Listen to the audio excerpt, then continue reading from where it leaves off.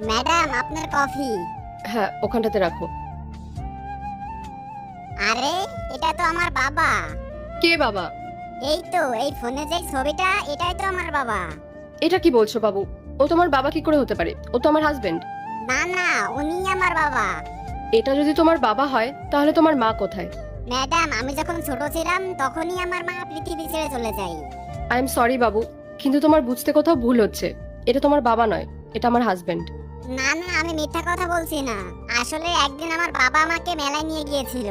ওই মেলাতে না অনেক ভিড় ছিল, আর ওই ভিড়ে আমি বাবার থেকে আলাদা হয়ে গেছিলাম। আর সেই দিন থেকে আমি বাবাকে অনেক খোঁজার চেষ্টা করেছি, কিন্তু কোথাও পাইনি। ও, তা কত বছর হয়েছে তোমার বাবা হারিয়ে গেছেন? 1 বছর হয়ে গেছে ম্যাডাম। 1 বছর? আমাদের বিয়েও তো হয়েছে 1 বছর।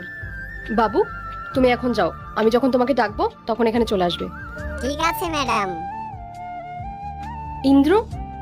কিন্তু ইন্দ্র কি করে ওর বাবা হতে পারে?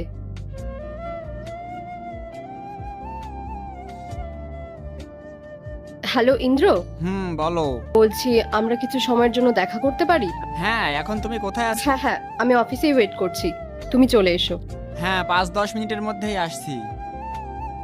হ্যাঁ মেঘা, বলো কেন ডেকেছিলে? আমি তোমাকে ডেকেছিলাম একজনের সাথে দেখা করাবো বলে। তার আগে দেখবো কারা শয়তানকে হারিয়ে আল্লাহকে ভালোবাসে। যারা আল্লাহকে ভালোবাসে ভিডিওতে লাইক করে চ্যানেলটাকে সাবস্ক্রাইব করে দাও। যারা শয়তানকে ভালোবাসো তাদেরকে ভিডিওতে লাইক সাবস্ক্রাইব কিছুই করতে হবে না, কমেন্ট করো আল্লাহু আকবার। দেখা করতে? তাও আবার অফিস টাইমে? ঠিক আছে, ডাকো। ঋতিকা? বাবা, স্যার, স্যার আমাকে। মেঘা ওকে আমাকে বাবা বলে ডাকছে কেন? কি হলো ইন্দ্র, তুমি চেনো না ওকে?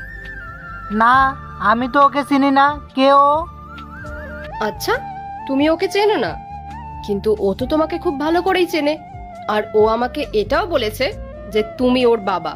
আর এরপর কি হয় দেখতে চাইলে পার্ট 2 লিখে কমেন্ট করো।